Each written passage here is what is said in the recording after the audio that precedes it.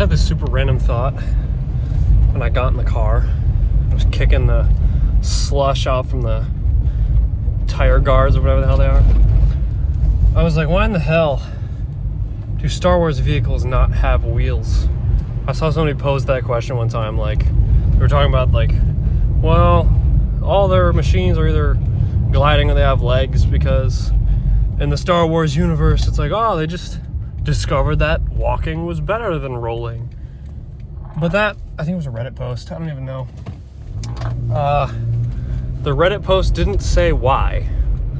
And for some reason that just popped up, so I'm thinking about why. And as I'm kicking slush off of my tires, having just gotten a forklift stuck in the snow, by the way, for like 30 minutes, even with ice down, I was like, wheels aren't great for a lot of terrains. And then I was like, I got it. It's terrain. So the Empire, or all the various galactic factions that have risen up, they all have possession of multiple planets. Many planets in the case of the Empire, at least. They just have a shit ton of planets that they have to control.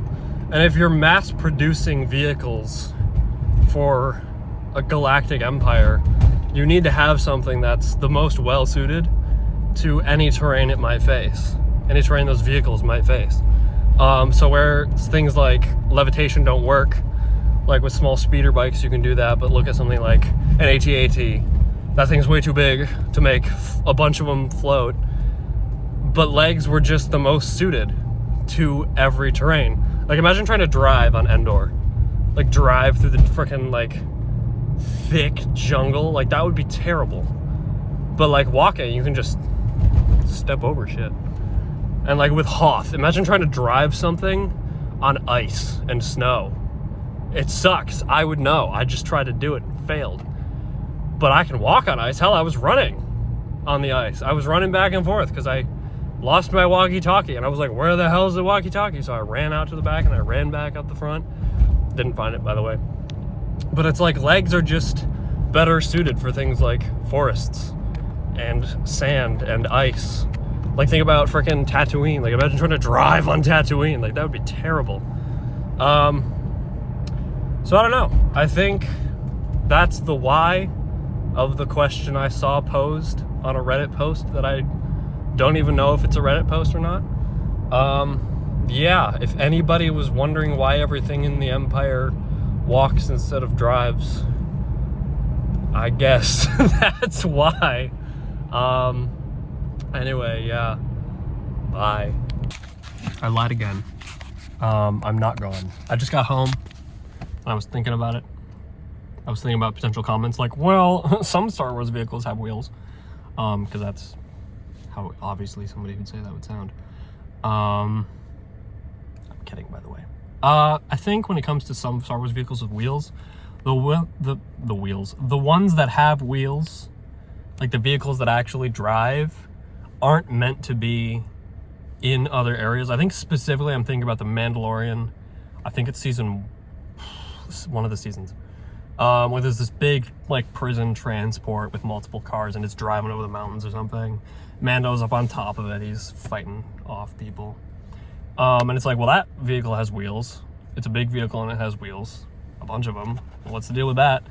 But the thing with that vehicle is that it's meant for just that place, like just that terrain, and it's meant to transport like people quickly from one place to another, and it doesn't need to like levitate because it's just over like rock and there's a paved road for it.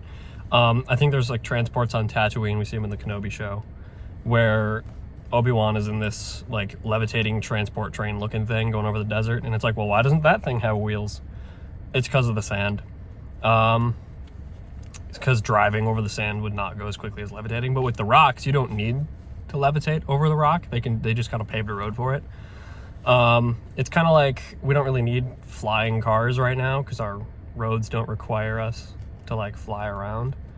I don't know.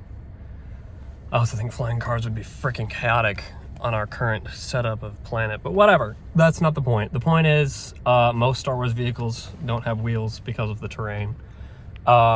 but some of them do. I do acknowledge that some Star Wars vehicles have wheels. I can't think of any others right now, but I did think of the Mandalorian one because the Mandalorian season 1 and 2 is like some of the best Star Wars ever, and that was also a really iconic scene.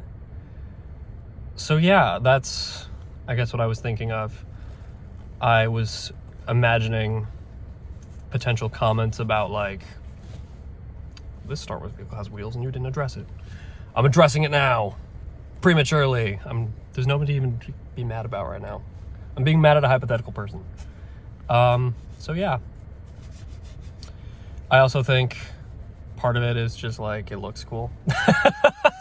Like, I don't think all of it is like thought out that deeply. I'm pulling the classic Star Wars move of trying to justify something that isn't necessarily in need of justification. So yeah, I think just that scene is more dynamic having wheels because people got like ran over and shit. But with the Kenobi one, it was just like, they're just flying. And with something like the old Endor scene from Return of the Jedi, them flying around is way cooler than trying to drive. And also it's like super impractical to try and make a driving scene in, that time period.